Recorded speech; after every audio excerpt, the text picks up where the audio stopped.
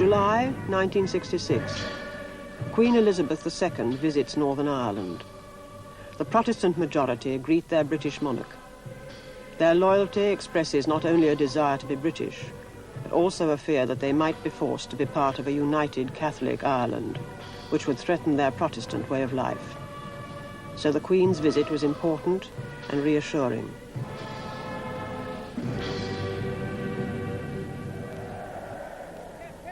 Speaking to fellow Orangemen, Northern Ireland's Prime Minister, Captain Terence O'Neill, voiced loyalist feelings.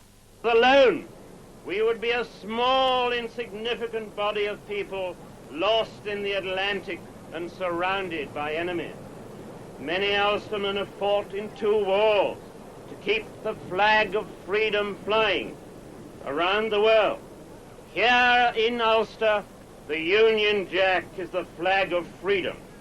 And my task, my duty, and my resolve are to keep it hoisted at the top of the mast here in our beloved Ulster.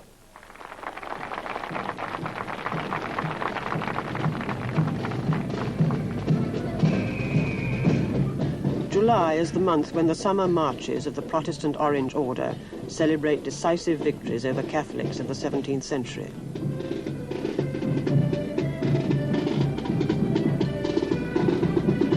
Catholics watch and resent these demonstrations of Protestant supremacy. A supremacy that was built into the fabric of the state.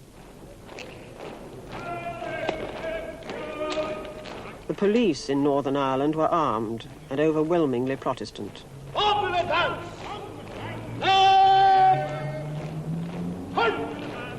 They could call upon the services of the entirely Protestant police reservists, the B Specials.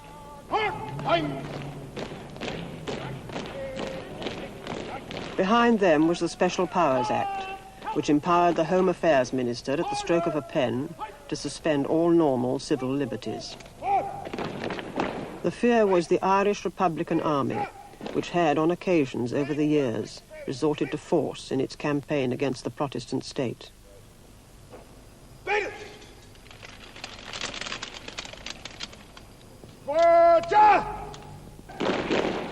But the IRA seemed no longer to be a threat.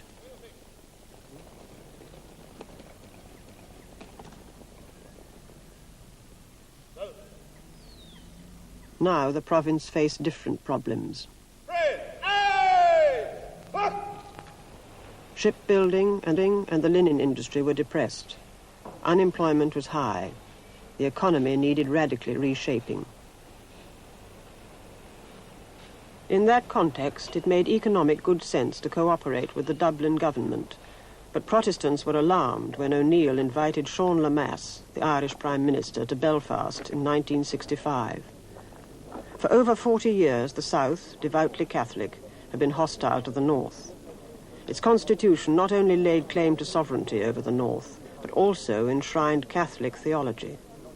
Fears grew when the General Assembly of the Presbyterian Church met in Belfast in June 1966 to discuss closer ties with other churches. Some Ulster Protestants, particularly the fundamentalist Free Presbyterian Church, saw in these talks the danger of a Romeward trend and the erosion of Protestant values. Their leader, the Reverend Ian Paisley, had said that he hated God's enemies with a perfect hate. When their procession passed through a Roman Catholic district, Crummock Square, fighting broke out.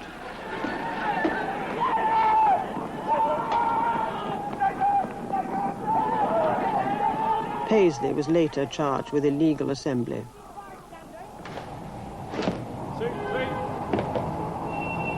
"1966 was a year of anniversaries.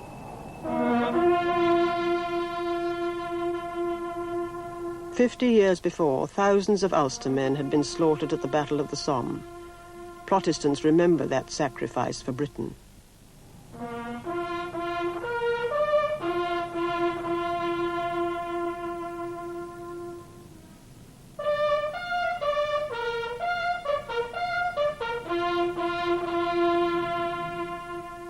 But 1916 had seen another great event in Irish history, remembered by Catholics. The Easter Rising in Dublin, which had set the South on the road to independence. Sectarian tension mounted. Then Protestant paramilitaries killed 2 Catholics. O'Neill grew apprehensive. In my opinion, brethren, the one way to endanger our Constitution is by violence, and by abuse, and by the gun.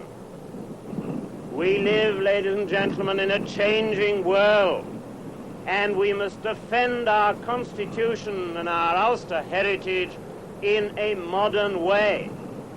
Nor is it necessary to do this kind of thing in order to be a true loyalist.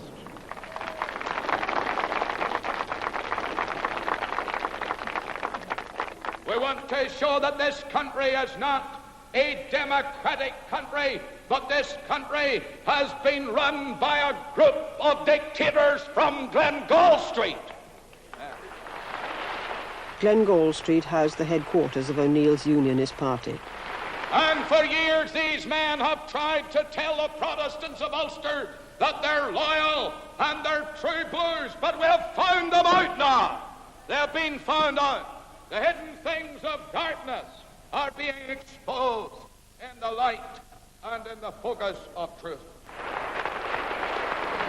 God be with you till we meet.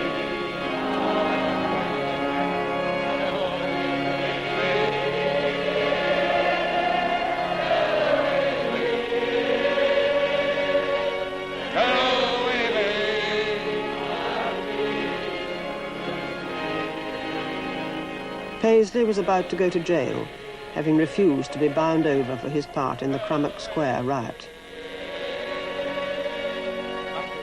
But there was also disquiet about O'Neill in the inner councils of the Unionist Party.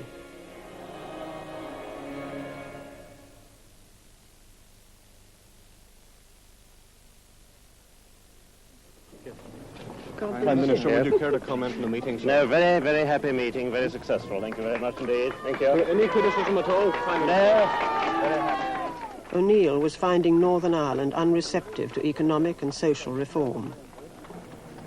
The Unionist chief whip was James Chichester Clark. And I think there's a certain feeling that perhaps the Unionist Party have gone soft on firm Unionist principles.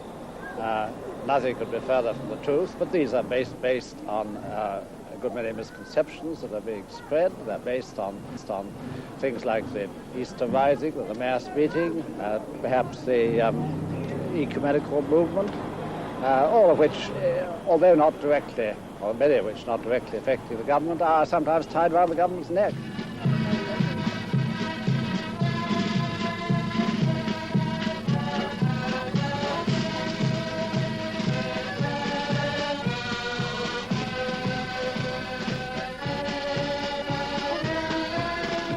Now, when Protestants marched, they were worried by what O'Neill's liberal attitudes might unleash. Ian Paisley articulated their fears. I'm a free-born Protestant, and all the intimidation, and all the slander, and all the lying about me will not stop me in my campaign in Ulster to keep Ulster out of the south of Ireland. But O'Neill was not only faced by disaffected loyalist Protestants. Roman Catholics in Northern Ireland were disadvantaged. They were more likely to be unemployed, more likely to be in menial jobs, less likely to be rehoused. Positions of authority were largely held by Protestants. Not everyone in Northern Ireland had a vote in local elections, and local government had been manipulated so as to keep Catholics out of power.